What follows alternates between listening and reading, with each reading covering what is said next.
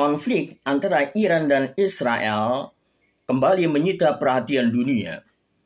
Dentuman rudal, perisai udara, dan pernyataan para elit dunia menyatu dalam suasana mencekam. Banyak orang bertanya, apakah ini awal dari Perang Dunia Ketiga? Di tengah histeria global ini, muncul suara yang berbeda. Dina Sulaiman, pengamat Timur Tengah dan dosen hubungan internasional, tampil dengan pandangan yang tenang, logis, dan filosofis. Ia mengatakan, tidak, ini bukan perang global, ini konflik terbatas. Sebuah pernyataan yang tampak sederhana, namun menyimpan kedalaman berpikir yang layak ditelaah. Tonton video ini sampai akhir. Anda akan mendapat pelajaran tentang bagaimana Anda bisa berpikir waras di tengah dunia yang semakin gaduh. Dina Sulaiman tidak berbicara dengan emosi, melainkan dengan nalar. Ia menyusun argumennya berdasarkan observasi strategis. Iran bukan organisasi non-negara seperti Hamas, melainkan aktor negara yang rasional. Serangan balasannya ke Israel pun bukan reaksi gegabah, tapi sebuah pesan terukur. Dina Sulaiman juga mencermati bagaimana Amerika Serikat, mitra strategis Israel, justru mencegah eskalasi besar. Negara-negara Arab, mereka menolak wilayah udaranya digunakan untuk menyerang Iran. Semua ini, jika dirangkai secara logika, mengarah pada satu kesimpulan. Tak akan ada Perang Dunia Ketiga selama intensi para aktor besar tetap tertahan. Silogisme Dina Sulaiman kira-kira begini. Jika tidak ada intensi perluasan konflik dari aktor utama, maka perang global tidak terjadi. Iran, Amerika Serikat, dan negara Arab tidak berminat memperluas konflik, maka tidak akan terjadi Perang Dunia Ketiga.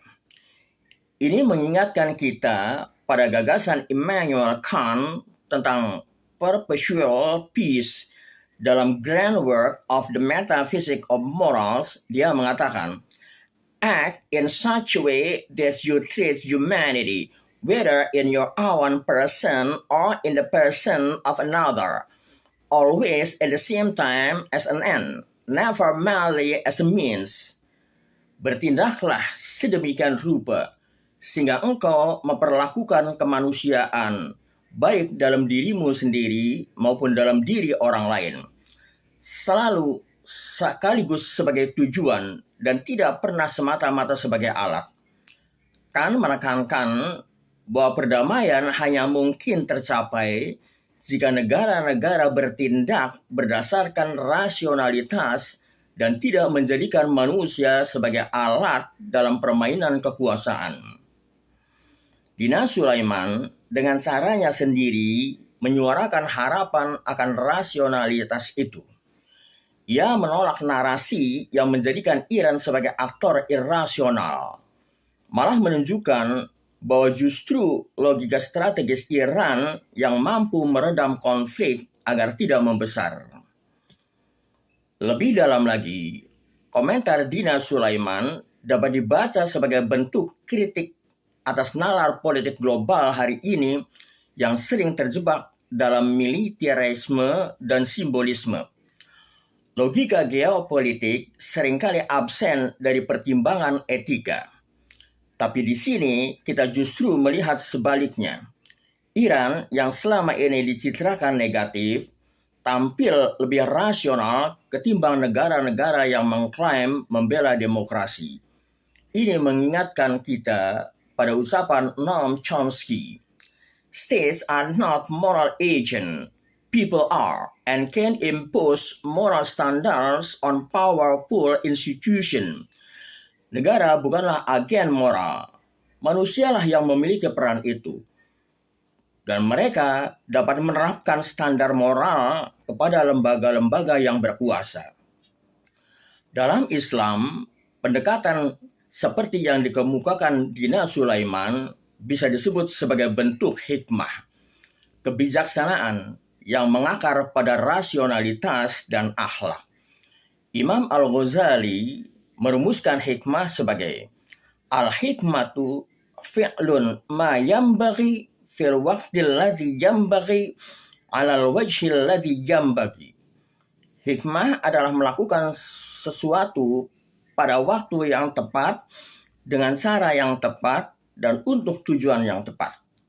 Dalam konteks ini, serangan Iran bermotif strategi, tidak asal-asalan, tapi penuh perhitungan hikmah geopolitik.